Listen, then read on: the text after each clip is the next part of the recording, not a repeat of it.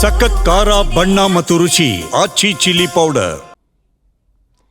DK Shivakumar ಅವರಿಗೆ ಪಕ್ಷ ಕೊಟ್ಟಂತಹ ಆ ಟಾಸ್ಕ್ ಅನ್ನ ಸ್ವತಃ ಡಿಕೆ ಶಿವಕುಮಾರ್ ಪೂರ್ಣಗೊಳಿಸಿದ್ದಾರೆ.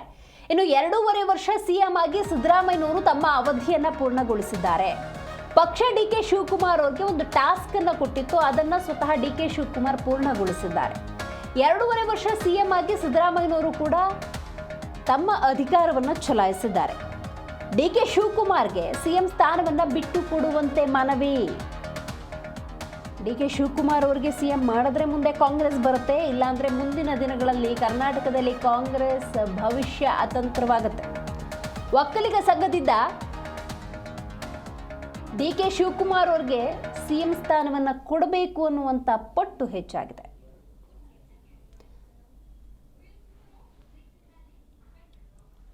ಸಿದ್ದರಾಮಯ್ಯನವರು ಉತ್ತಮ ಹೃದಯವನ್ನ ಹೊಂದಿದವರು. ಒಕ್ಕಲಿಗ ಸಮುದಾಯದ ಕೆಲ ಮುಖಂಡರ ಹೇಳಿಕೆಗಳಿದು.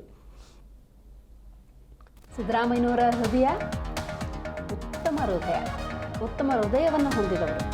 ಮಾತು ತಪ್ಪದೆ ಸಿದ್ದರಾಮಯ್ಯನವರು ತಮ್ಮ ಸ್ಥಾನವನ್ನು ಬಿಟ್ಟುಕೊಡ್ಬೇಕಾಗತ್ತೆ.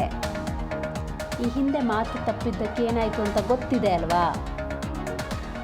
ಸಿಎಂ ಸ್ಥಾನವನ್ನು ಕೊಡದೆ ಹೋದರೆ ಕಾಂಗ್ರೆಸ್ ಪಾಠ ಕಲಿಬೇಕಾಗತ್ತೆ. ಕಾಂಗ್ರೆಸ್ಗೆ ಒಕ್ಕಲಿಗ ಸಮುದಾಯದಿಂದ ಬಂದಿರುವಂತಹ ಎಚ್ಚರಿಕೆ. ಒಕ್ಕಲಿಗ ಸಂಘದ ಅಧ್ಯಕ್ಷ ಕೆಂಚಪ್ಪ ಗೌಡ ಕೊಟ್ಟಿರುವಂತಹ ಸ್ಟೇಟ್ಮೆಂಟ್ ಇದು. ಹೌದು, ಒಂದೊಂದೇ ಕಡೆಯಿಂದ ಪ್ರೆಷರ್ ಅನ್ನೋದು ಹೆಚ್ಚಾಗ್ತಾ ಇದೆ. Pressure politics. ಡಿಕೆ ಶಿವಕುಮಾರ್ ಬಣವಾಗಿ ನಾವು ನೋಡ್ತಾ ಹೋಗೋದಾದರೆ ಕೆಲವೊಬ್ಬ ಶಾಸಕರು, ಸಚಿವರು ಡೆಲ್ಲಿಲೂ ಭೇಟಿಯಾದರು. ಇಲ್ಲೂ ಕೂಡ ತಮ್ಮ ಅಭಿಪ್ರಾಯವನ್ನು ಬಹಿರಂಗವಾಗಿ ಹೊರಹಾಕಿದ್ದಾರೆ. ಇದೆಲ್ಲದರ ನಡುವೆ ನೋಡಿ, ಒಕ್ಕಲಿಗ ಸಮುದಾಯ ಅಂದರೆ ಡಿ ಕೆ ಶಿವಕುಮಾರ್ ಅವರ ಸಮುದಾಯದ ಕೆಲ ಮುಖಂಡರು ಕೊಟ್ಟ ಮಾತನ್ನು ಉಳಿಸ್ಕೊಳ್ಳಿ ಸಿದ್ದರಾಮಯ್ಯನವರೇ. ಡಿ ಕೆ ಶಿವಕುಮಾರ್ ಅವರು ಸ್ವತಃ ಕೊಟ್ಟಂತಹ ಟಾಸ್ಕನ್ನು ಪೂರ್ಣಗೊಳಿಸಿದ್ದಾರೆ. ನೀವು ಕೂಡ 2.5 ವರ್ಷಗಳ ಕಾಲ ಅಧಿಕಾರವನ್ನು ಚಲಾಯಿಸಿದ್ದೀರಿ. ನೀವು ನುಡಿದಂತೆ ನಡೆಯಬೇಕು ಅನ್ನುವಂಥ ಮನವಿಯನ್ನು ಮಾಡಿಕೊಂಡಿದ್ದಾರೆ.